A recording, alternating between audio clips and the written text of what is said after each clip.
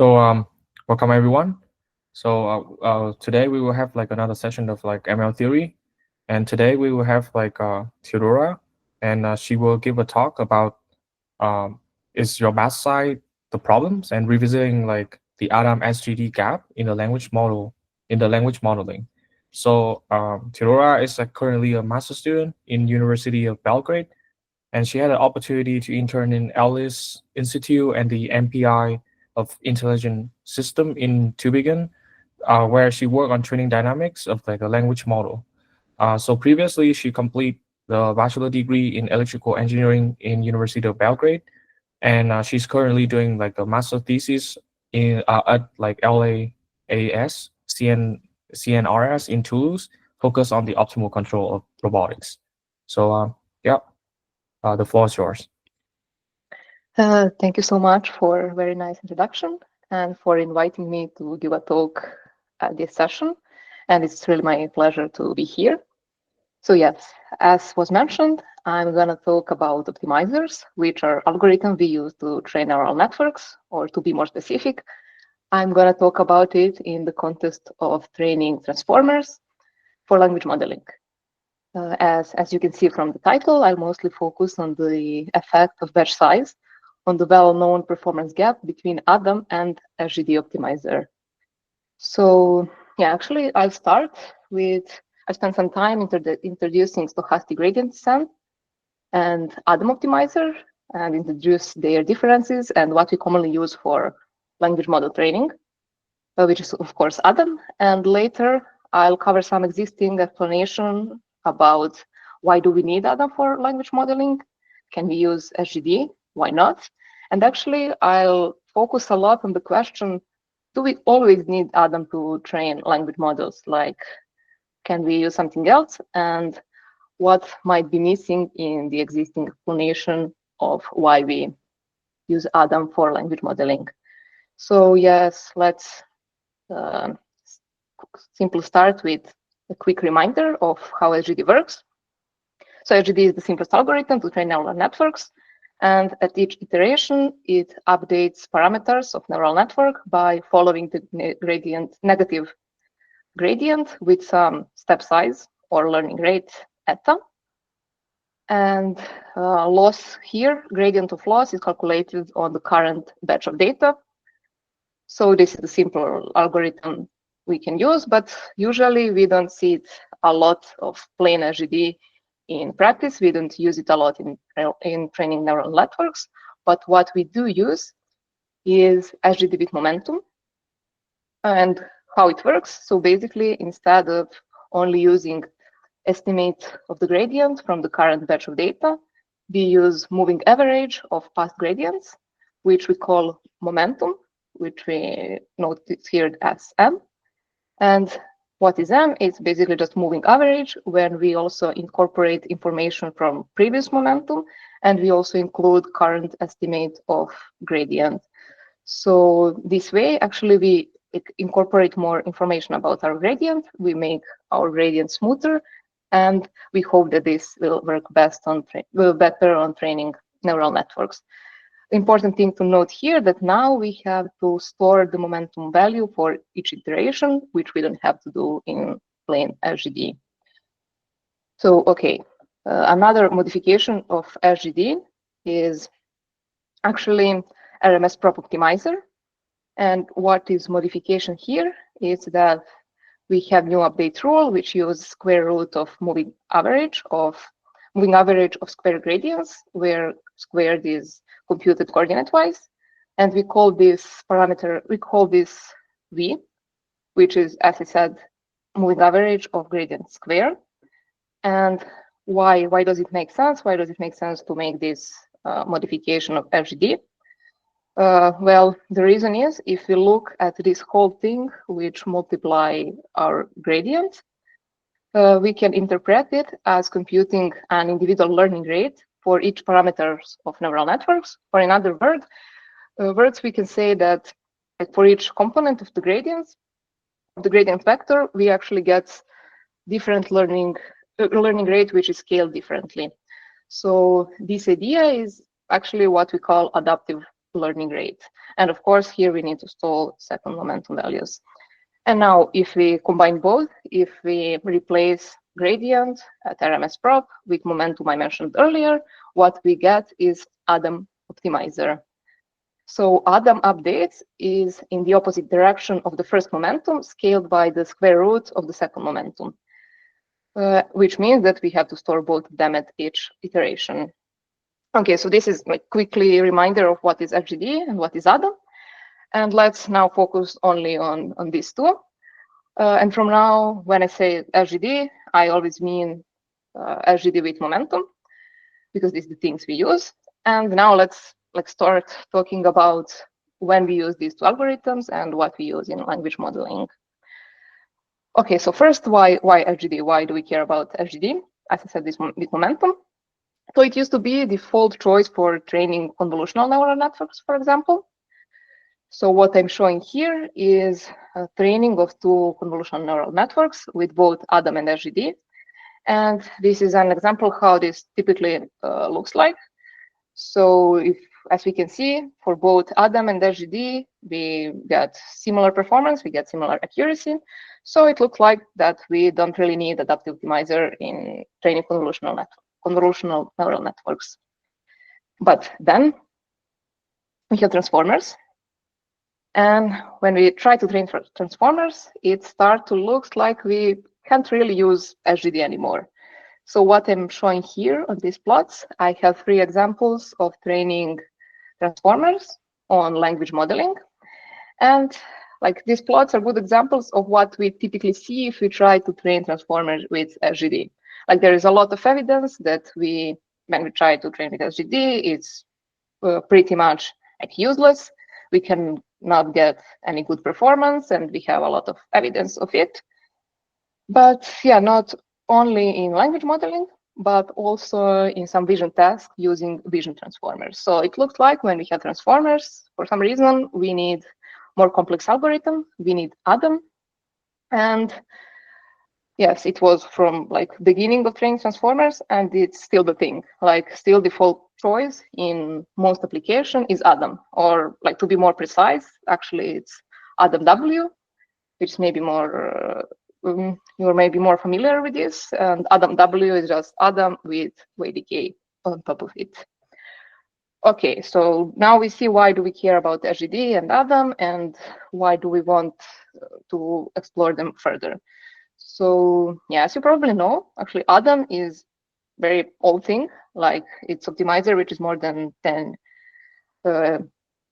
years old. And one fair question one can ask here is, okay, what about new optimizer? Like, can we be better than Adam? Can we do something better?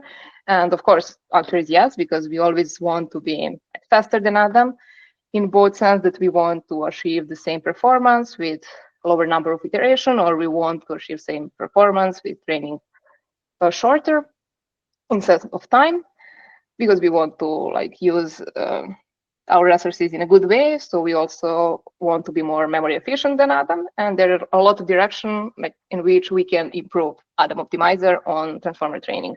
And here I'm showing just some examples of it. So some of new optimizers got more attention.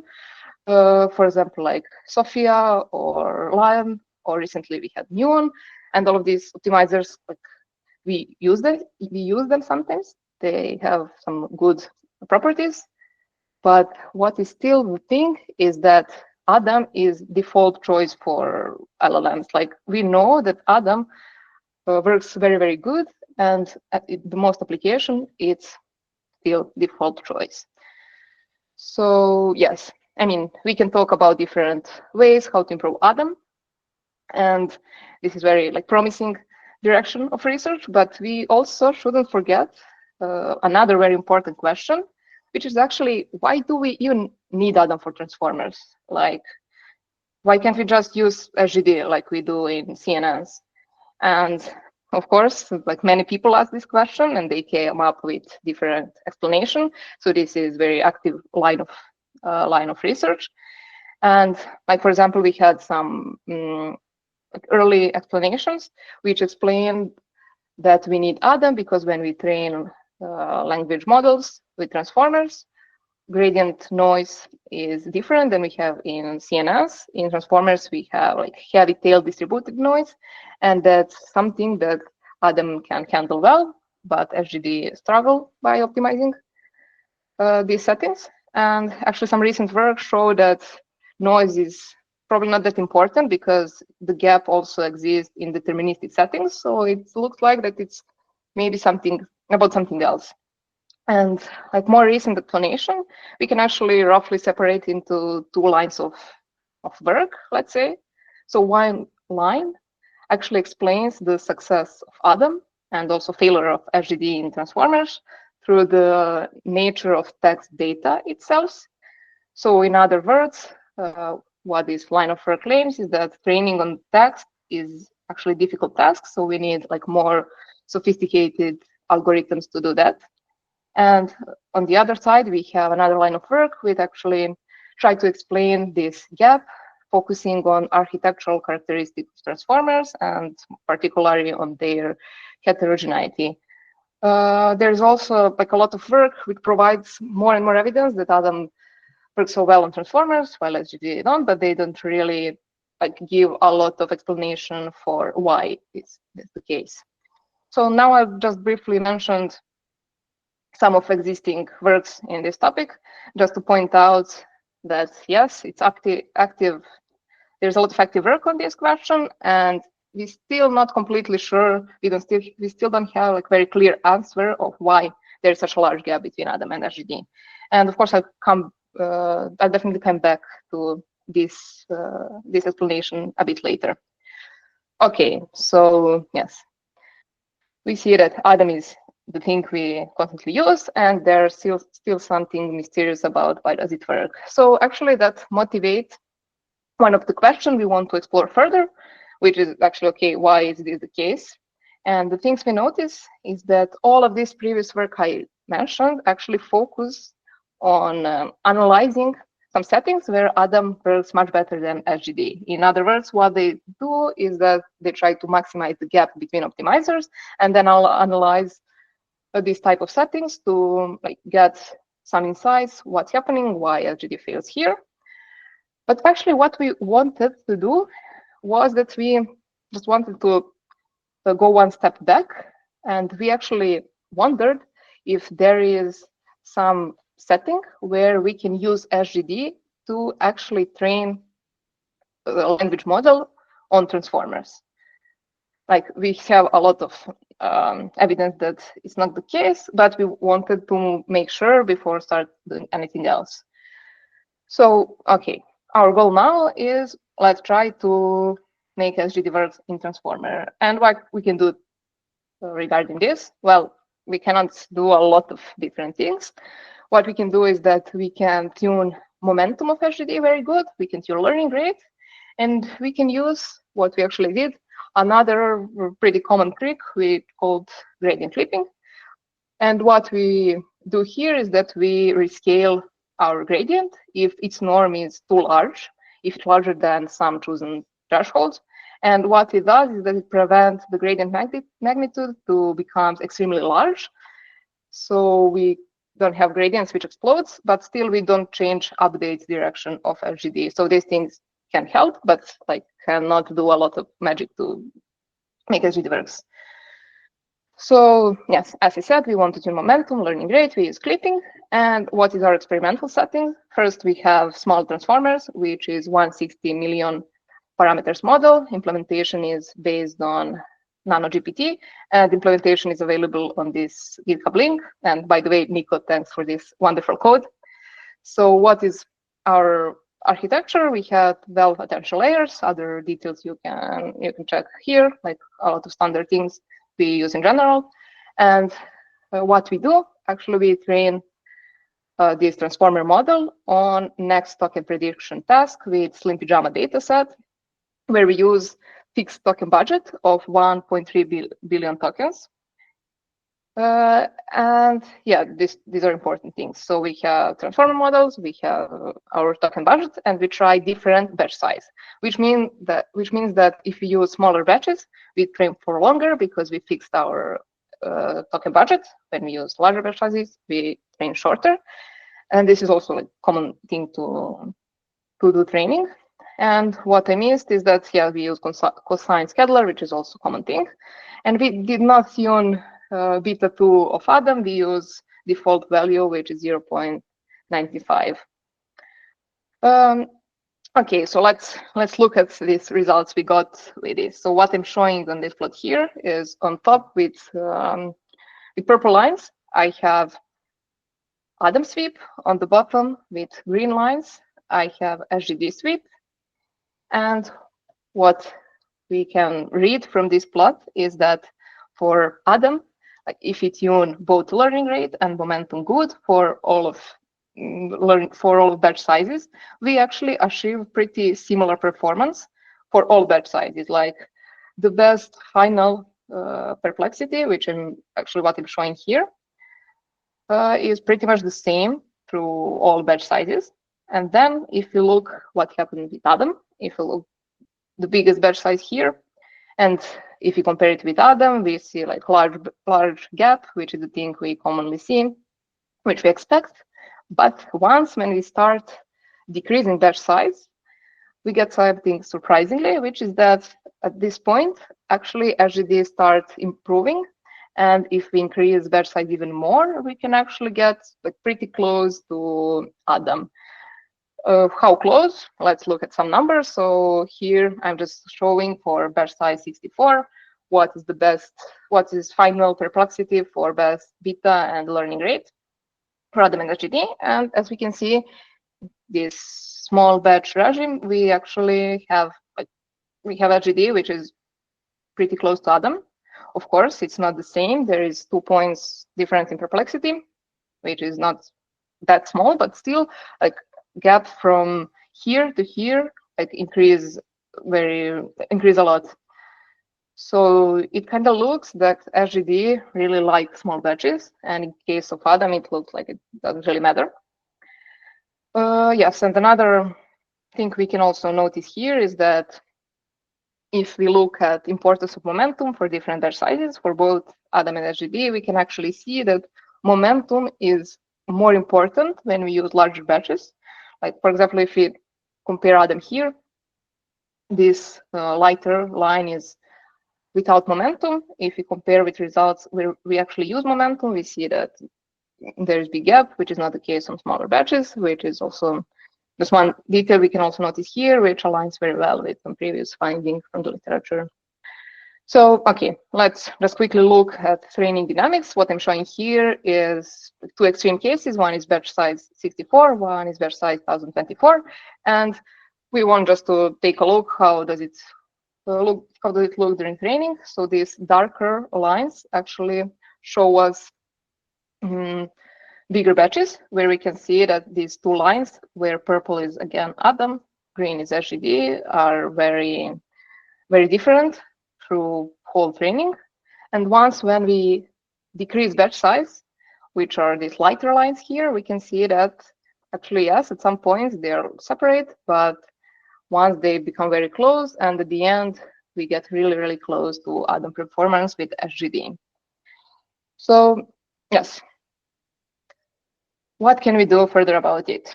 As I said, yes, it seems that SGD really likes small batch sizes, but as I mentioned earlier, we should not forget, as we can also see here, that bigger batches are trained shorter, while smaller batches are trained longer. So we are not completely sure what actually makes SGD works here. Like, is it batch size or is it training length? And the next question is actually, we can put this question in other words. Like, we can ask, can we actually reach similar Adam level performance with SGD even at larger batches if we give it enough training steps? So yes, to explore this further, we did some additional experiments where idea actually was to test previous thing on various token budget, again across different batch sizes. And what effectively we can do with this, okay, so question I can ask now, is purple line Adam? Yes, purple line is always Adam, green is always SGD. That was So yes, effectively what we can do from this setting is that we can analyze the gap in two different regimes, where we can first look at fixed token budget as we had earlier, but we can try this with various value for token budget. And on the other side, we can compare them with fixed number of training steps, so we can separate these two effects I mentioned earlier.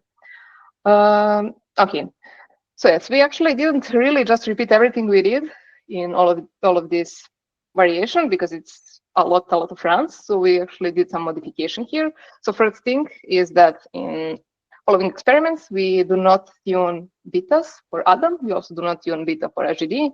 We keep their value constant, as you can see here on the slide, and we use like higher momentum value. These are the things I actually didn't mention. So we use higher value for momentum because from previous experiments, we actually saw that SGD require higher momentum value than its standard. Like default choice is 0.9. And actually we need higher momentum to get better results with SGD. And for Adam, we use the same value for beta 1 and beta 2, which also we saw from previous experiments that works well. And also there is a lot of recent work that points that this could be a good choice in these settings. So this is one thing, and what we do tune here is just learning rate. So that's a bit about tuning and about other modification comparing to the previous setting we had. The one is that we actually change learning rate scheduler. So if you remember previously, we used cosine scheduler, which is shown here with dashed line, with gray line.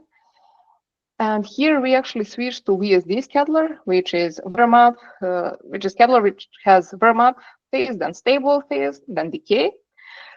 It's relatively new scheduler, and what we decide to switch to this. So first, nice things about it is very practical, because if we use this type of scheduler, what we can do is that we can, if you want to have different training lengths, what we can do is that we can run training once. We, for example, can run the longest run we want. We have decay phase here, but also what we can do, we can save different checkpoints on the way. So after we can actually go back and then just initiate cool down from different places, like from various training steps, and this can actually save us a lot of resources. Also, if we want longer training, we can just save checkpoint here and then continue, which is very nice things we have.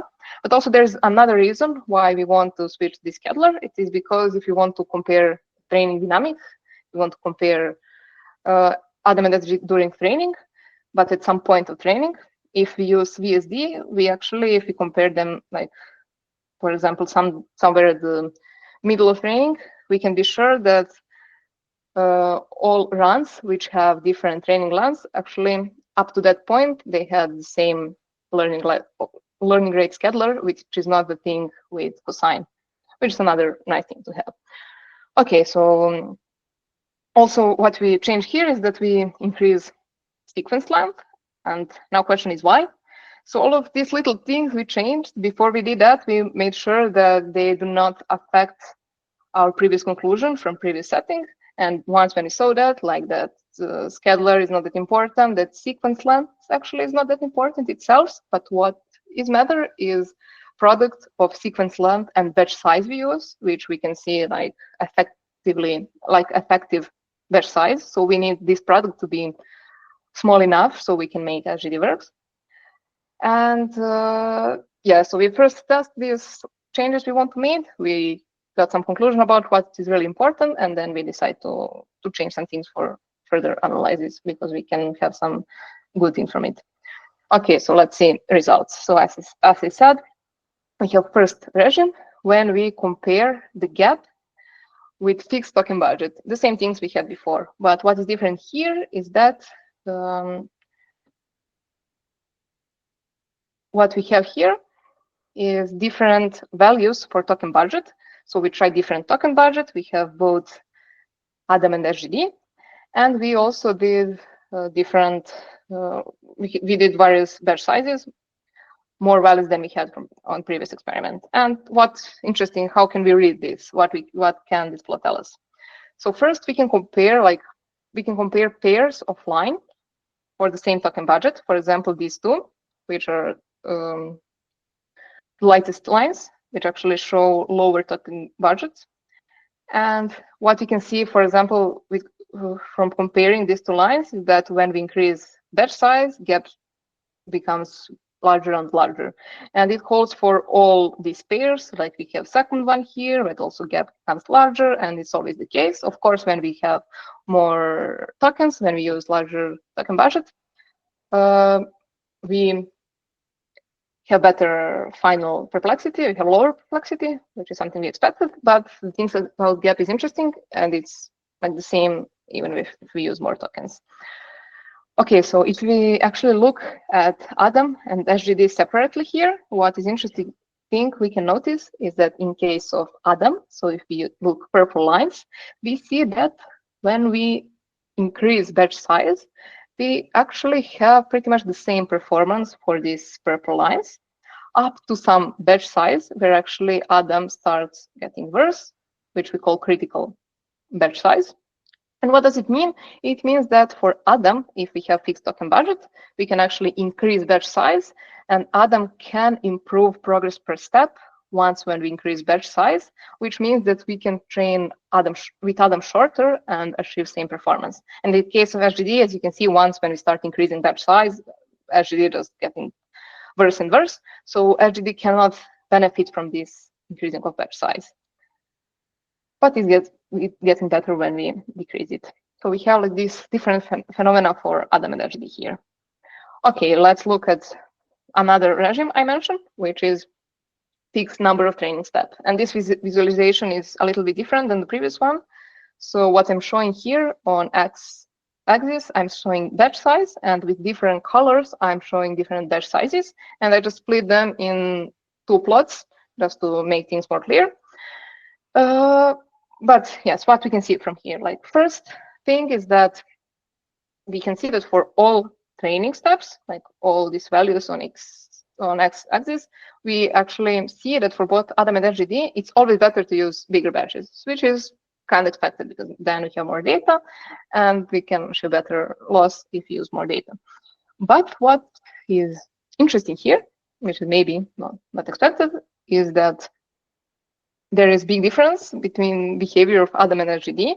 So if you look at SGD, if you look at all of these lines, it's clear that SGD actually improves a lot with increasing total number of training steps. Like it improves a lot if you give it more training, which is not yes, it's case with Adam, but it doesn't improve that much. And actually, if we train long enough and if we have a batch size which is small enough, we can achieve even better performance than Adam in this setting. So yes, so to answer the question I mentioned earlier, which is, can we achieve Adam level performance with SGD even for large batches if we train long enough? The answer is yes, it looks that we can do that, but also it also depends on batch size. Like for example, if you look this number of training steps here, which is 40K, and if you look different batch sizes, for example, the smallest one, we see that Adam and SGD are the same, but for larger batch sizes, there is still some gap between Adam and SGD. So it looks like that when we use bigger batches, actually, we can achieve this Adam level performance even faster. Okay.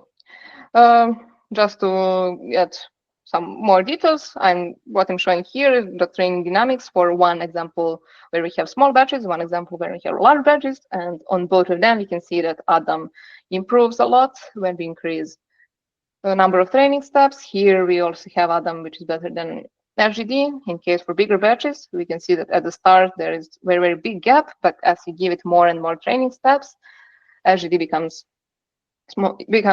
closer to Adam. Yes, so what else we can ask here? Of course, we can ask, does it work on scale? Because if you remember, we are training small transformer here, which is 160 millions, which is similar scale as GPT-2. So what if we try larger model? So we did not try various batch size here because it's kind of expensive to run bigger models. But what we do try is one settings for 410 million parameters models and for 1B models, and we train them on different data sets just to have some variety about it. And we use a single batch size from both. We train both on single GPU without gradient accumulation, which is actually the setting which forces to use small batches. And interesting things here, what we can see is that at the end, we achieve better performance with SGD than Adam. And the important things to mention here is that for beta, for Adam, we again use 0.98. For Adam, we use standard choice for betas, which is 0.9 and 0.95. So yes, what else we can say here? So yeah, from here, actually, it looks like that sometimes it makes sense to use SGD. But I'm not trying to say that SGD is the better algorithm and then we should use SGD for train language models. Just that there are some certain settings where SGD actually can work very good. But one thing we should not forget is that for all previous experiments, we only tune learning rate. So the question is, what happens, how this line would look like if we try to tune both Adam and SGD better? And especially, yes, if you're trying to tune beta 2 for Adam for lower batches, because all these standard settings we used, like standard choice of beta, we know that they work on some standard settings which are usually with larger batches, so we are not completely sure what's going on here. And also there is some work which suggests that for lower batches we actually need higher values for beta 2. And to get some more insights about this, what's happening, and also what we wonder is what if we decrease batch size even more, like what happened with SGD? Does it consistently improve with smaller batches, or there is some saturation? To get some answers of this question, we did additional experiments. So what we did here? So we use one single token budget, which is Chinchilla optimal. We train it for 3 different batch sizes. We tune learning rate and we tune beta for SGD. We also tune beta 2 for Adam while keeping beta 1 constant. And what we can say from these results. So first thing is, when we tune this better, as we expected from the first experiments, there is a big gap for large batches, which is around 11 point in perplexity. But when we start decreasing batch size, for example, with batch size 8, we have gap which is 2 points. So it's not really the same as we had in previous plots. It looks like if we try to tune both better, actually Adam is still better than SGD. And also if we increase even more, if we try with batch size 1, still we have 2 points in perplexity. So what is 1 point here is that if we tune everything as good as we can, it's more likely, I don't have empirical evidence for it, that actually these purple Adam lines are going to be flat. And in case of SGD, it looks like that we have some saturation point after which we cannot get any improvement with decreasing batch size. Okay, so what is some takeaway from all of these experiments we had so far? So first thing is, of course, okay, we saw that batch size is very important, that for some setting we can make SGD works. Also, if we fix token budget, we can see that Adam is not that sensitive on batch size changes, while SGD improves a lot with using small batches. On the other side, we have another setting, which is fixed number of training steps, fixed training length, where we see that what we have is that for the larger batches are in general better. But so interesting thing here is that for SGD, we see that it benefits much more than Adam benefits from using longer training. Okay, so one question is why we used to think that LLMs are completely untrainable with SGD. So I think one reason might be that, okay, we need higher momentum value, that is default choice, which can affect, but maybe not that much. But another more important thing is that this setup where SGD can work well is highly inefficient. Like, it's a thing we never do in practice because we always want to use our resources the best. We use multiple GPU settings, so we always use larger batches, and we do not train them very, very long. So in this standard setting, we actually cannot see these good sides of SGD. But once when we try to change things a little bit, we can see that SGD actually can work well. Another interesting thing here is that we are getting more evidence. For example, there is this recent paper which have very similar findings as we have, but in addition, they actually give more insights about how to tune beta 1 and beta 2 for Adam and SGD. Yes, I can make like short pause here, just if there are any question about experimental setup, so I can continue after it. I don't know if there are a question, I can just go further. I don't know if I answered the question from the chat, but I think I did.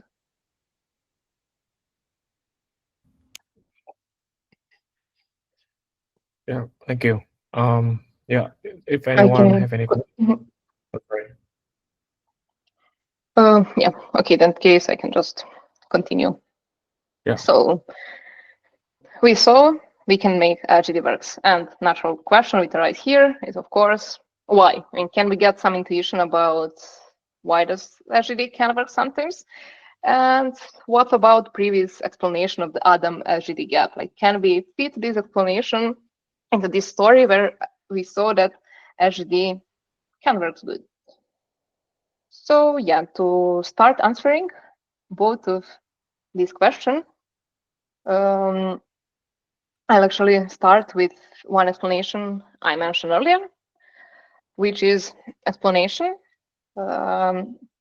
which explain Adam SGD gap through the heterogeneous structure of transformer, or to be more specific, it explains through heterogeneous structure of Hessian of loss function in training transformers.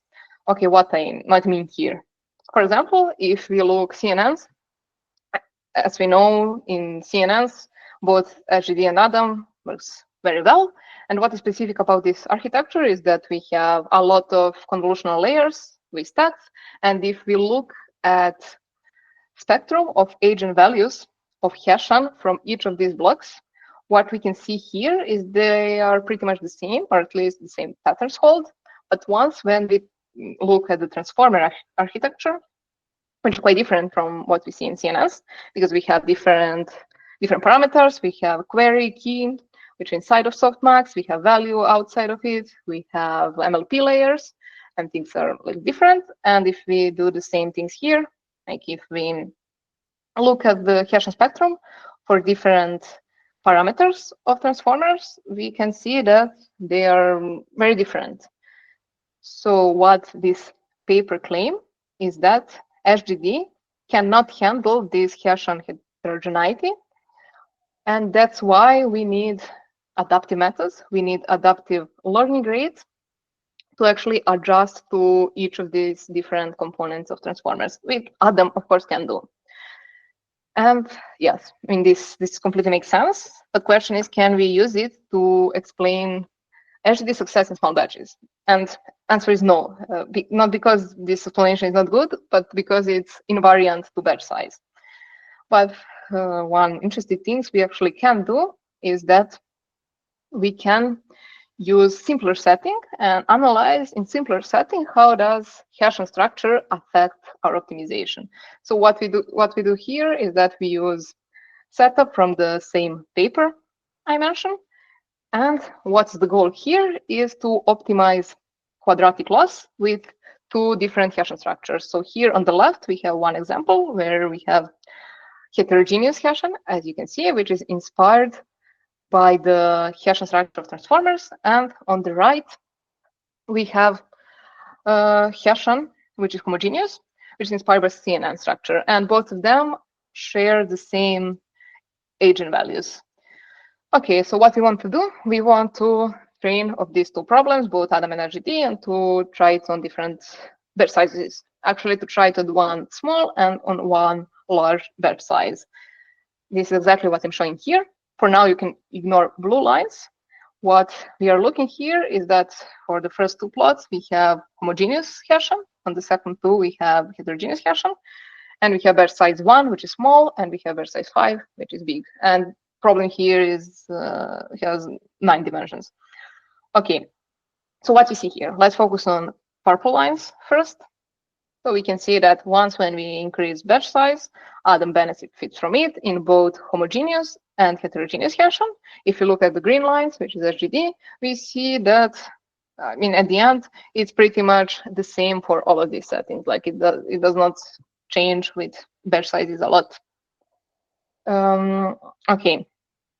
And what we can say about the gap between Adam and SGD is that gap exists.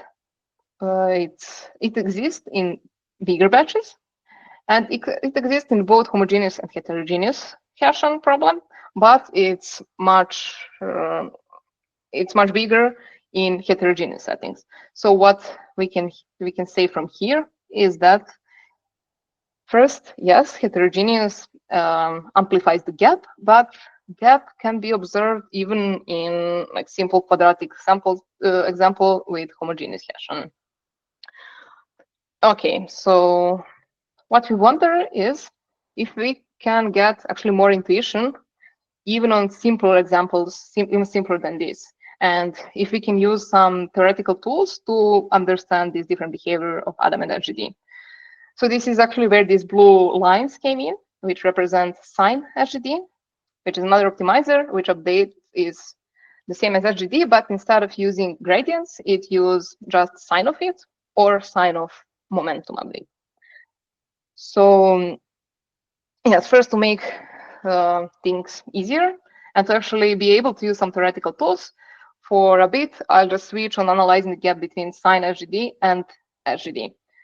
And why does it make sense? Well, first, if you look at this example here, we can see that this blue and purple line have very similar behavior. Of course, we do not achieve same performance with sine as we achieve for Adam, but behavior is very similar. But it's not only about this. Also, there is a lot of recent work showing similarities between sine SGD and Adam, pointing that we can actually use sine SGD to get a better understanding of additive methods, and that we may also be able to conclude something about differences between SGD and Adam based on this.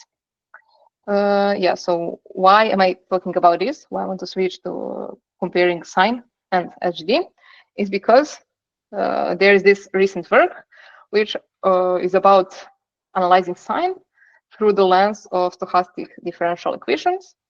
And what they show is that if we look at the SD approximation of SGD and sine SGD, and if we focus on early stage dynamics, if we focus on early iteration, if we have assumption of Gaussian noise, what we can see in this early iteration is that update of SGD is actually driven only by this green term here, which is just gradient.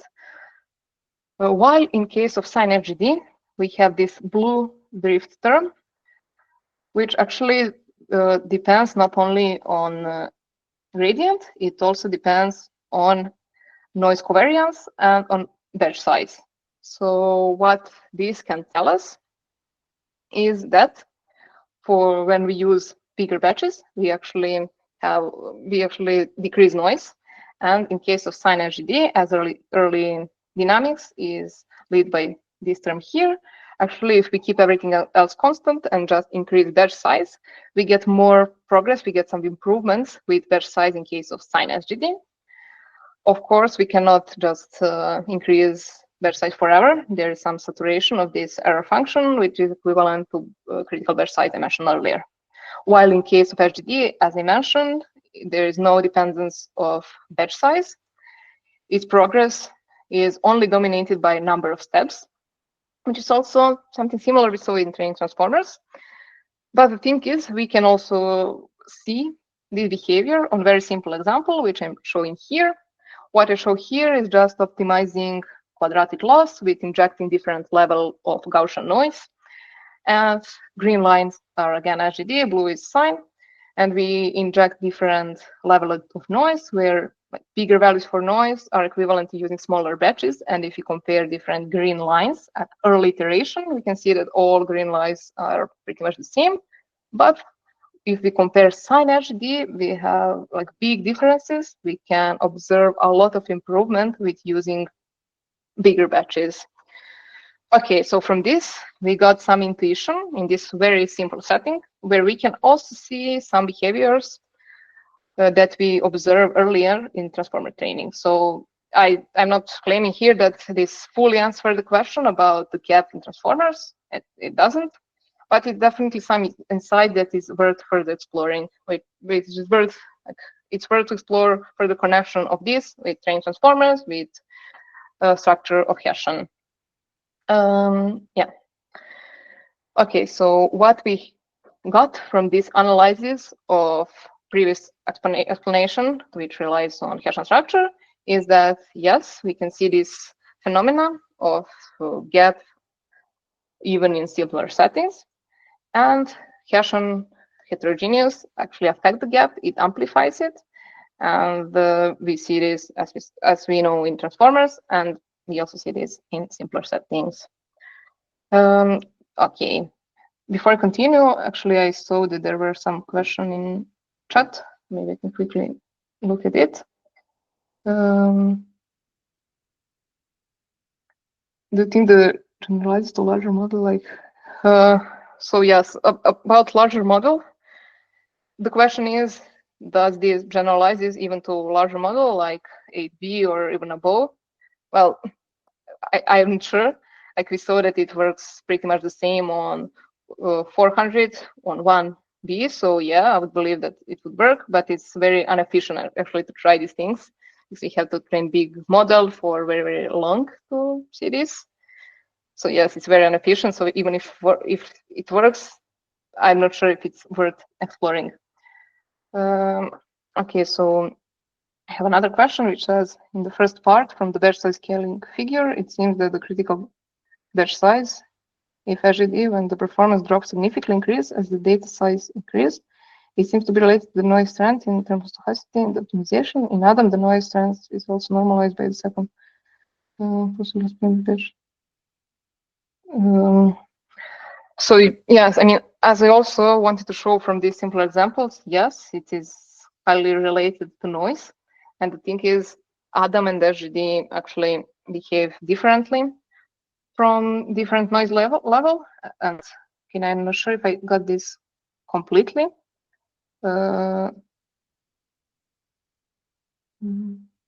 So yes, we can say that in like one side, we can think that Adam is more can handle more noise better, as we saw on this plot when we actually show that it benefits from increasing batch size, while SGD not.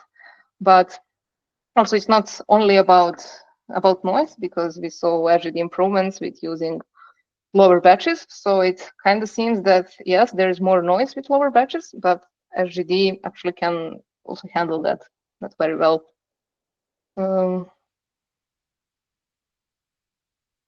Okay, I think I can continue with nesting.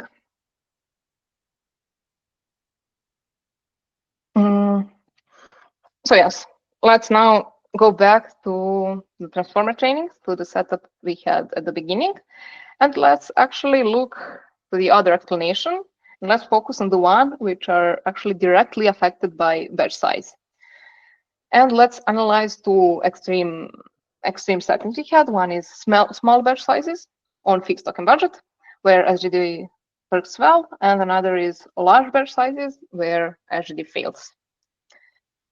So this leads us to another popular explanation of the gap between Adam and SGD, which actually focus on the nature of textual data itself. Like what we can say about textual data is that the token distribution is heavy-tailed, meaning that there is a lot of variety in frequency of different tokens in dataset. And this is something which we always have when we have textual data. So what this paper claims is that Actually, SGD has difficulties optimizing these rare tokens which are less common. And Adam actually do not have problem with this. So what was their methodology? It was to split all tokens we have in dataset into some frequency group based on how frequent they are in the dataset, and actually to inspect, to track loss for each of these group differently. So we wanted to do the same things here and actually to see, does this token distribution somehow change when we use different batch size, and what we can further conclude about this. So first things, what we did, we split our data set in some groups. What I'm showing here is a relative number of tokens from each groups during training for small batch setting and big batch setting. And we split tokens in 10 groups, where the darkest line actually represents the least frequent token, while the lightest line presents the most frequent tokens. And as we have 10 groups, like this line actually represents top 10% of the most frequent tokens. What we can say from here is that for both small and big batches, actually, we have very similar relative number of tokens coming from different frequency group. Of course, with smaller batches, things are more noisy, but like magnitude is order of magnitude is pretty much the same from these lines. And now what is question here? So apparently we observe always all of these frequency group in both small and big batch settings, but if we say that SGD has some difficulties with optimizing rare tokens, the question is, how does it actually work in small batches? And actually, to get more conclusions about it, we also track loss for different frequency groups separately, as is done in the paper I mentioned. And here are results. Okay, so what I'm showing here are the same frequency group. We track loss separately for each of them.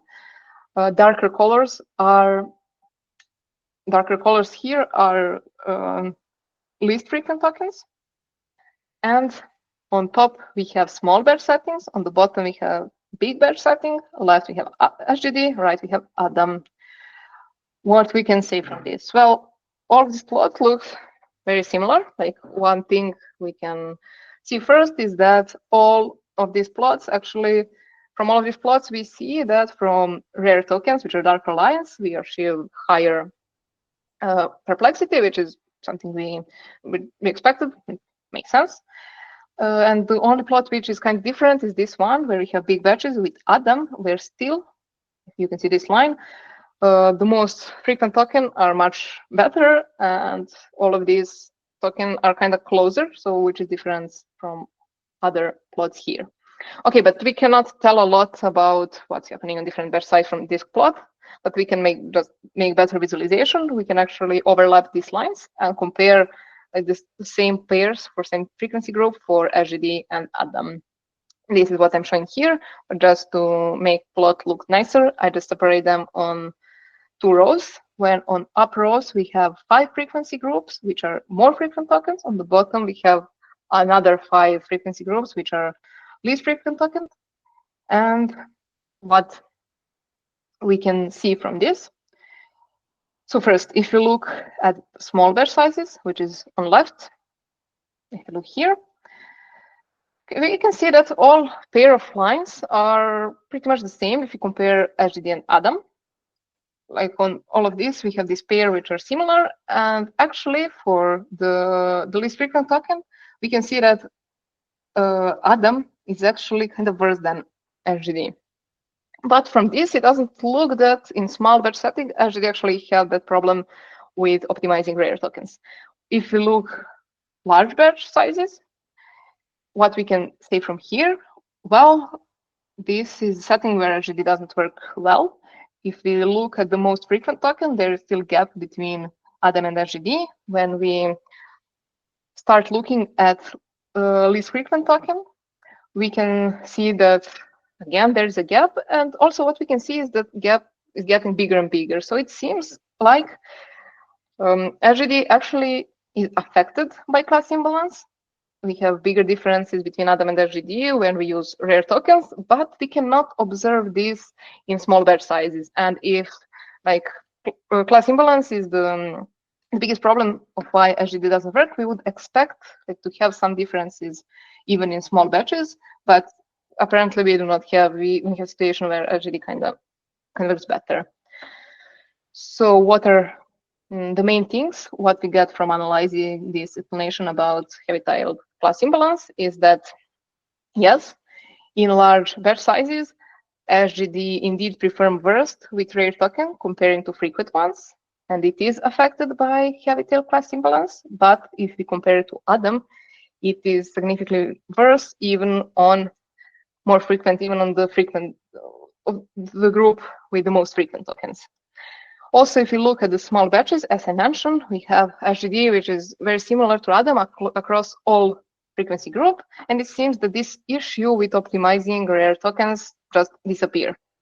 So the point here is, yes, it is affected by class imbalance, but definitely this thing that SGD difficulties optimizing rare tokens don't really tell us the whole story. So this would be another direction which is worth further exploring. Okay, yeah, that would be it from analyzing previous explanation. And for the end, I would just like to highlight some important things we learned from all of these experiments, for all of this insight and revisiting previous explanation. So first thing is that maybe the most important things, which is that transformers are not really untrainable with SGD, what we used to think, but what we need is small batch size training, and we need to train them long enough. And to make things better, we also need higher momentum value, that is the standard one. What we learn from existing explanation is that, yes, they can give us a lot of useful insights about why Adam works so well in transformers, but none of them we can directly apply on this specific setting where SGD works so well. They cannot, at least directly, explain success of SGD. And what I would say is the main takeaway from this work is that we think that batch size should be explicitly considered in all future analyses of this performance gap, and also while evaluating new optimizers. Yes, if you are interested, you can also check our archive preprint, where we have more insights on what gets wrong with SGD in bigger batches, which doesn't appear in small one. And we also have some comments of other existing explanation, because here I cover only two. And for the end, I would like to thank my advisors, since I did this project as part of my internship at Alice Institute in DMO and field groups. And there is also a Cactus program I would like to thank, because I was part of it last year. And actually that was the moment where I started working on this project. So I would highly recommend this program to all bachelor master students among you. That's it. Thank you so much.